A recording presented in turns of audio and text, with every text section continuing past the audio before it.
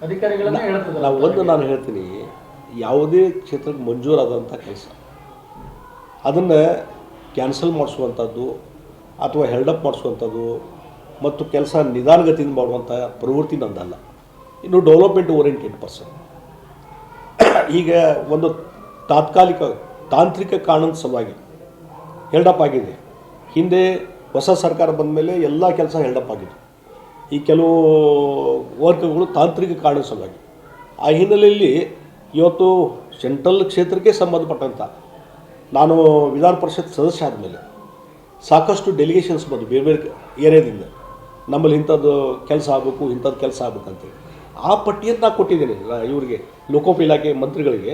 ಈ ರೀತಿ ಕೆಲಸ ಕಾರ್ಯಗಳಿದಾವೆ, ಇದನ್ನು ನೀವು ಅದನ್ನು ಮಂಜೂರು ಮಾಡಿರಿ ಅಂತ ಕೊಟ್ಟಿದ್ದೇನೆ ನಾನು. ಅಭಿವೃದ್ಧಿ ವಿಚಾರದಲ್ಲಿ ರಾಜಕಾರಣ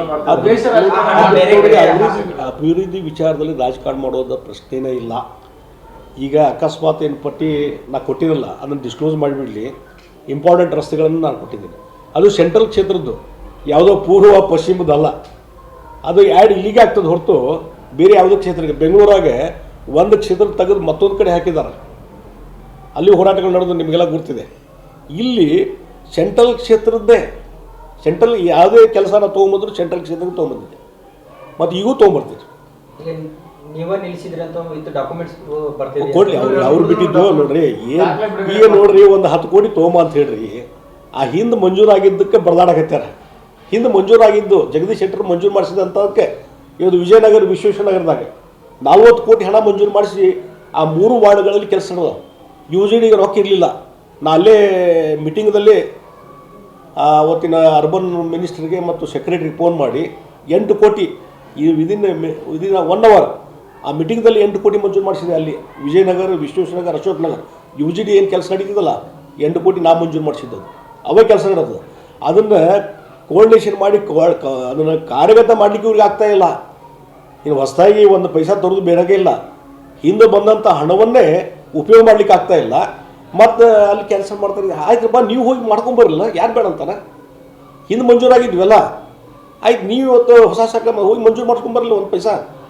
ಅದಕ್ಕೆ ತಾಕತ್ತಿಲ್ಲದೇ ಸುಮ್ಮನೆ ಜಗದೀಶ್ ಶೆಟ್ಟರ್ ಮೇಲೆ ಎಲ್ಲ ಏನಾಗಿದೆ ಹಿಂದೆ ಎಲ್ಲ ಹೇಳ್ತಿದ್ದಿಲ್ಲ ನಾನು. ಇಲ್ಲಿ ಹುಬ್ಳಿದೊಳಗೆ ಯಾರು ಜೋರಾಗಿ ಕೆಮ್ಮಿದ್ರು ಜಗದೀಶ್ ಶೆಟ್ಟರ್ ಕಾರಣ. ಇಷ್ಟೆಲ್ಲ ಕೆಲಸ ಈಗ ಇಲ್ಲಿ ರಮೇಶ್ ಮೂಲಕ ಕಾಂಕ್ರೀಟ್ ರೋಡು ಗೋಪನಕೊಪ್ಪ ಅವ್ರಿಗೆ ನಡೆದಿದೆ ರಸ್ತೆ. ನಾ ಬಂದು ಕಾಂಟ್ರಾಕ್ಟರ್ಸಿಗೆ ಈಗ ಕಾಟನ್ ಮಾರ್ಕೆಟ್ದಲ್ಲಿ ಕೆಲಸ ನಿಂತಿತ್ತು, ಆ ಕಾಂಟ್ರಾಕ್ಟರ್ ಕರೆದು ಹೇಳಿದೆ, ಅಲ್ಲೇಕಪ್ಪ ಇನ್ನೂ ಕೆಲಸ ಲಘು ಮುಗಿಸ್ರಿ ಅಂತೇಳಿ ಮಂಜೂರಾಗಿತ್ತು. ಕೆಲಸ ಬೇಗ ಮುಗಿಸ್ರಿ ಅಂತ ಹೇಳ್ತಾ ಇದ್ದಾನೆ. ಮೊನ್ನೆ ನಮ್ಮ ಇಲ್ಲಿ ರಾಯನಗೌಡ ಅದಾರ, ಮೊನ್ನೆ ಅವ್ರ ಏರಿಯಾದಾಗ ಒಂದಿಷ್ಟು ಕೆಲಸ ಪೆಂಡಿಂಗ್ ಉಳಿದು ಕಾಂಟ್ರಾಕ್ಟರ್ ಕರೆಸಿ ಇಮಿಡಿಯೇಟ್ ಕೆಲಸ ಚಾಲು ಮಾಡಿದ್ರು. ಯಾವ ಕ್ಷೇತ್ರ ಏನು ಥರ ಶಾಸಕ ನಾನು ನೋಡಿಲ್ಲ. ನನಗೆ 6 ಸಲ ಆಶೀರ್ವಾದ ಮಾಡಿದ್ದಾರೆ ಜನ ಅವ್ರ ಹಿತಾಸಕ್ತಿ ಸಲುವಾಗಿ. ಅವ್ರ ಅಧಿಕಾರಿ ಏನದು ಒಂದು ರಾಜಕಾರಣ ಇಂಥದ್ರಲ್ಲಿ ಚಿಲ್ಲರ ರಾಜಕಾರಣ. ಹಿಂದೆ ಒಂದು ಸಲ ನಾನು ಶಾಸಕನಿದ್ದಾಗ ಆ ಕಾಟನ್ ಮಾರ್ಕೆಟ್ದಲ್ಲಿ 1-2 ರಸ್ತೆ ಯಾರು ನಮ್ಮ ನಾಗರಾಜ್ ಚಿಪ್ಪಿ ಕಾಂಗ್ರೆಸ್ ಸರ್ಕಾರ ಇತ್ತು, ಮಂಜೂರು ಮಾಡ್ಕೊಂಬಂದು ನಾವು ವೆಲ್ಕಮ್ ಮಾಡಿದ್ದೆ, ನಾನು ಸ್ವಾಗತ ಮಾಡಿದ್ದೆ, ಕೆಲಸ ಮಾಡಿರಪ್ಪ ಅಂತ ಹೇಳಿದೆ ನಾನು. ಆಮೇಲೆ ಹಿಂದೆ ನಾನು ಬಸವರಾಜ ಬೊಮ್ಮಾಯಿ ನಾನು ವಿರುದ್ಧ ಸೋತಿದ್ರು 94ರಲ್ಲಿ. ಜನತಾದಳ ಅವ್ರದ್ದೇ ಸರ್ಕಾರ ಬಂತು, ಅವರೇನೂ ಇರಲಿಲ್ಲ. ಆದರೂ ಅವರು ಹೋಗಿ ಒಂದಿಷ್ಟು ಕೆಲಸ ಮಂಜೂರು ಮಾಡಿಸ್ಕೊಂಬಂದ್ರು. ಅಲ್ಲಿ ಬ್ಯಾಟಿ ಕುಸುಗಲ್ ಕಡೆ ಒಂದು ಸ್ಕೂಲು, ಒಂದಿಷ್ಟು ರಸ್ತೆ. ನಾನೇ ಹೋಗಿ ಭೂಮಿ ಪೂಜೆ ಅವ್ರು ಕರ್ಕೊಂಡು ಹೋಗಿ ಭೂಮಿ ಪೂಜೆ ಮಾಡಿದೆ. ಮತ್ತು ನಾನು ಜನರಿಗೆ ಹೇಳಿದೆ, ನೋಡಪ್ಪ ಈ ಕ್ಷೇತ್ರದಲ್ಲಿ ಒಬ್ಬರಲ್ಲ 2 ಶಾಸಕರನ್ನು ತಿಳ್ಕೊರಿ ಅಂತೇಳಿ ನಾನು ಸನ್ಮಾನ ಮಾಡಿದೆ. ಆ ಒಂದು ಸೌಜನ್ಯ ಬೇಕ್ರಿ. ಇದು ಡೆವಲಪ್ಮೆಂಟಿಗೆ ರಾಜಕಾರಣ ಮಾಡೋದು ಅವಶ್ಯಕತೆ ಇಲ್ಲ. ಏನೋ ಒಂದು 100 ಕೋಟಿ ರೂಪಾಯಿ ತೊಗೊಂಬಂದಾರ, ಹಠಕ್ಕೆ ಬಿದ್ದು ನಾ ಕ್ಯಾನ್ಸಲ್ ಮಾಡೀನಿ ಅಂತಂದ್ರೆ ಬೇರೆ.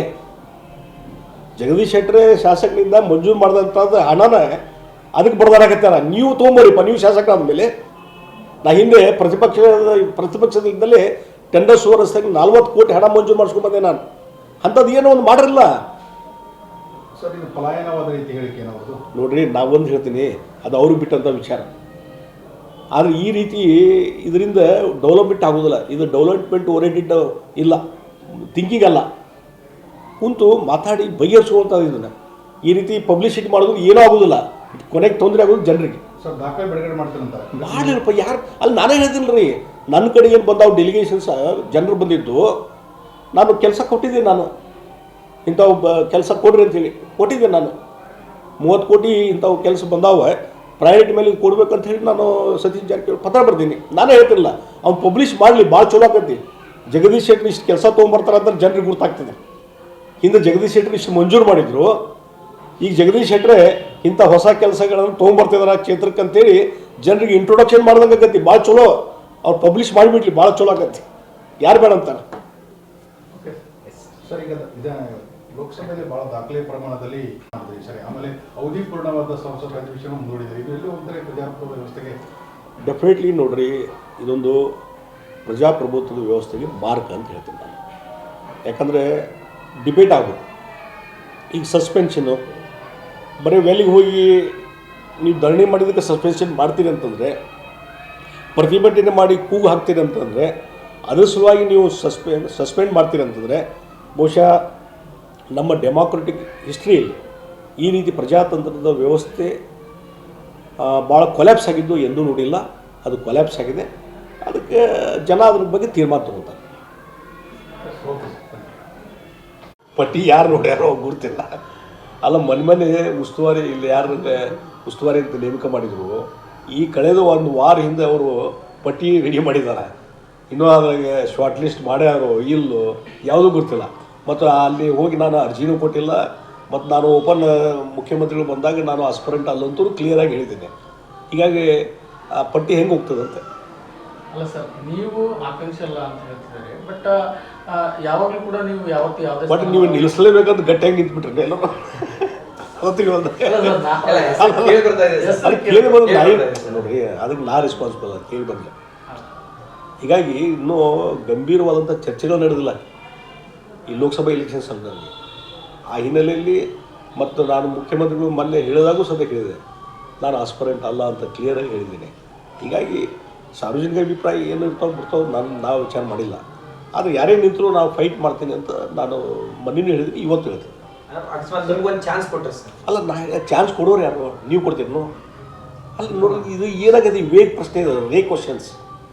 ಇದಕ್ಕೆ ಆನ್ಸರ್ ಕೊಡಬಾರ್ದು ಯಾವಾಗಲೂ ರೇಗ್ ಪ್ರಶ್ನೆಗೆ. ಸರ್, ಈಗ ಸ್ವತಃ ಸಿದ್ದರಾಮಯ್ಯವರು ನಿಮಗೆ ಆಸಕ್ತಿ ನಿಮ್ಮಿದ್ರೆ ಅಲ್ಲ, ಆಸಕ್ತಿ ತೋರಿಸಿಲ್ಲ ಅವರು.